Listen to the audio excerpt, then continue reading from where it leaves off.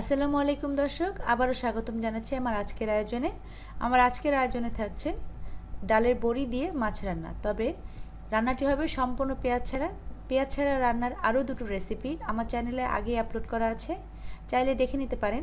Link আমি description বক্সে দিয়ে দিব। তাহলে বন্ধুরা, ভিডিওটি যদি ভালো লাগে তাহলে অবশ্যই লাইক, শেয়ার, কমেন্ট করতে ভুলবেন না। সেই সাথে আমার চ্যানেলটিকে সাবস্ক্রাইব করে আমার পাশেই থাকবেন।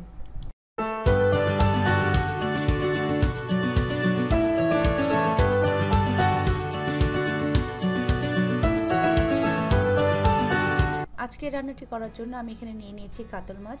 আমি এখানে 6 পিসের মতো মাছ নিয়ে নিয়েছি। আপনারা চাইলে এই রান্নাটি যে কোনো ধরনের মাছ দিয়ে করতে পারেন, তবে আমি আজকে কাতল মাছ দিয়ে করে দেখাচ্ছি। প্রথমে এই মাছটিকে আমি ভেজে নেব। তার জন্য আমি এখানে হলুদ হাফ চা চামচ এবং লবণ হাফ চা চামচের একটু বেশি দিয়ে মেখে নিচ্ছি মাছটিকে খুব ভালো করে এবং ম্যারিনেট হতে রেখে দিচ্ছি 10 মিনিটের জন্য। এখন একটি ফ্রাইং প্যানে আমি সামান্য পরিমাণে তেল নিয়ে নিয়েছি। এই তেলটি গরম হয়ে এলে আমি এতে অ্যাড করে দেব ডালের বড়িগুলো। আমি ডালের বড়িগুলোকে সামান্য পরিমাণ ভেজে নেব। এখানে আমি প্রায় 250 গ্রামের মতো ডালের বড়ি নিয়ে নিয়েছি। এখন আমি ডালের বড়িগুলো এই তেলের মধ্যে দিয়ে দিচ্ছি। সেই সাথে এর সাথে দিয়ে দিচ্ছি আমি সামান্য পরিমাণ হলুদ এবং সামান্য পরিমাণ লবণ। এই দুটো উপকরণ দিয়ে আমি এই ডালের বড়িগুলোকে ভেজে নেব। খুব বেশি ভাজা করব না, অর্থাৎ খুব বেশি ব্রাউন কালার করে ভেজে নেব না। সামান্য ব্রাউন কালার হয়ে এলেই ডালের বড়িগুলোকে আমি নামিয়ে নেব।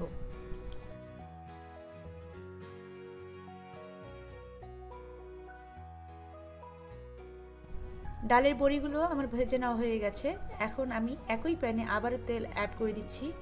এবার আমি এই তেলের মধ্যে মাছগুলোকে ভেজে নেব। তেলগুলো গরম হয়ে এলে আমি এতে অ্যাড করে দিচ্ছি ম্যারিনেট করে রাখা মাছ। তবে মাছগুলোকে আমি খুব বেশি ভেজে নেব না, হালকা করে ভেজে নেব। এপিট ওপিট প্রায় 2 থেকে 3 মিনিট করে ভেজে নিলেই আমার হয়ে যাবে।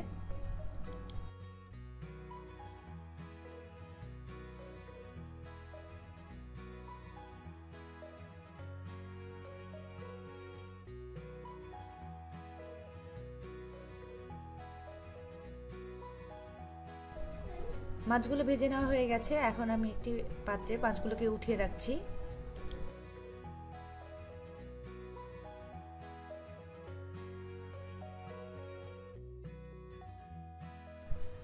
আমি যে পাত্রে মাছ ভেজে নিয়েছিলাম সেই পাত্রে মাছগুলোকে রান্না করে নেব।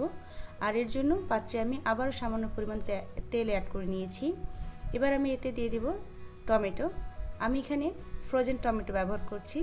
টমেটোকে আমি ছিলে ভালো করে ছোট ছোট করে পিস করে নিয়েছি। আপনারা চাইলে এক্ষেত্রে ফ্রেশ টমেটোটা ব্যবহার করতে পারেন। টমেটোগুলো দিয়ে খুব ভালো করে নাড়াচাড়া করে নেব। যেহেতু আমি এখানে ফ্রোজেন টমেটো ব্যবহার করেছি, তাই টমেটোর যে বরফগুলো রয়েছে সে বরফগুলো গড়ানো পর্যন্ত আমাকে নেড়ে চেড়ে নিতে হচ্ছে। আপনারা যদি এখানে ফ্রেশ টমেটো ব্যবহার করেন তাহলে আপনাদের এই স্টেপটি ফলো করতে হবে না। এখন আমি যেহেতু বরফগুলো গলানো হয়ে গেছে, তাই আমি এটাকে ঢাকনা দিয়ে ঢেকে দিচ্ছি। 3 মিনিটের জন্য রান্না করব। এই 3 মিনিটে টমেটোগুলো প্রায় আধা সেদ্ধ হয়ে যাবে। তারপর আমি পরবর্তীতে উপকরণগুলো অ্যাড করব।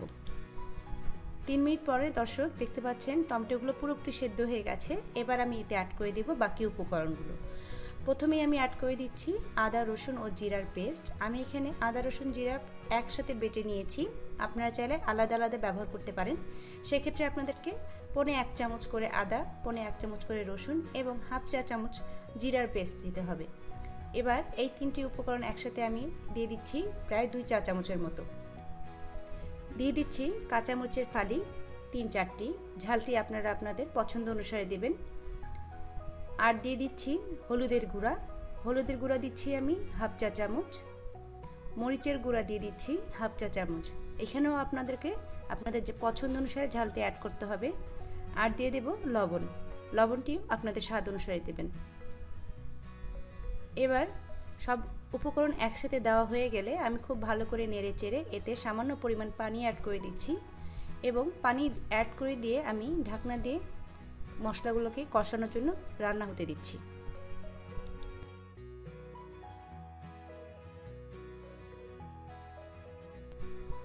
3 মিনিট রান্না করার পর মশলাগুলো প্রায় কষানো হয়ে গেছে। এবার আমি ঢাকনাটি খোলা অবস্থায় মশলাগুলোকে আবারও একটু নেড়ে চেড়ে নিচ্ছি, যাতে মশলার যে কাঁচা গন্ধগুলো রয়েছে সেগুলো পুরোপুরিভাবে চলে যায়। এভাবে আমি প্রায় 1 মিনিটের মতো আমি মশলাগুলোকে কষিয়ে নিচ্ছি। মশলাগুলো খুব ভালো করে কষানো হয়ে গেছে। দর্শক দেখতে পাচ্ছেন তেল উপরে ভেসে উঠেছে। এবার আমি এতে দিয়ে দিচ্ছি সামান্য পরিমাণে পানি দিয়ে আমি আবারও মশলাগুলোকে একটু নাড়াচাড়া দিয়ে নিচ্ছি এবং এবার এতে আমি অ্যাড করে দেব মাছগুলো সুন্দর করে মশলাতে আমি বিছিয়ে দিয়ে ঢাকনা দিয়ে রান্না হতে দেব প্রায় 3 মিনিটের মতো। তবে দর্শক ফিরে আসছি 3 মিনিট পর।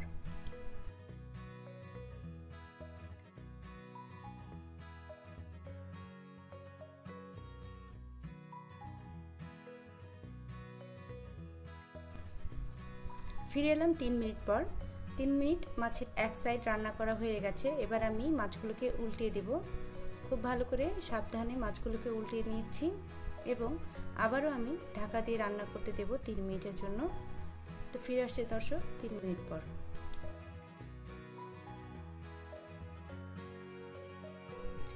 আবারও ফিরে এলাম 3 মিনিট পর। এরই মাঝেই মাছগুলো এবং মশলাগুলো পুরোপুরিভাবে কষানো হয়ে গেছে।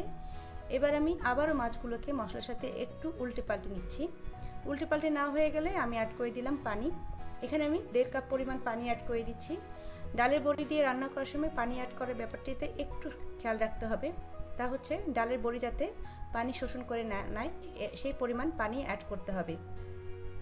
এবার আমি এতে দিয়ে দিচ্ছি সামান্য পরিমাণে ধনেপাতা। আমি ধনেপাতা পরবর্তীতে আবারও অ্যাড করব।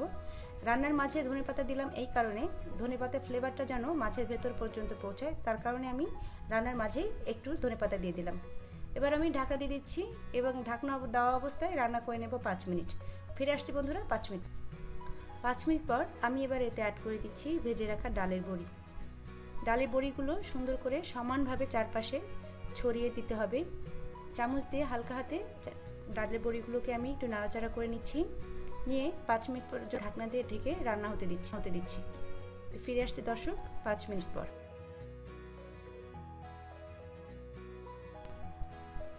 5 মিনিট পরে দর্শক দেখতে পাচ্ছেন আমার তরকারি প্রায় রান্না হয়ে গেছে। এই পর্যায়ে আমি এতে অ্যাড করে দিচ্ছি সামান্য পরিমাণে চিনি।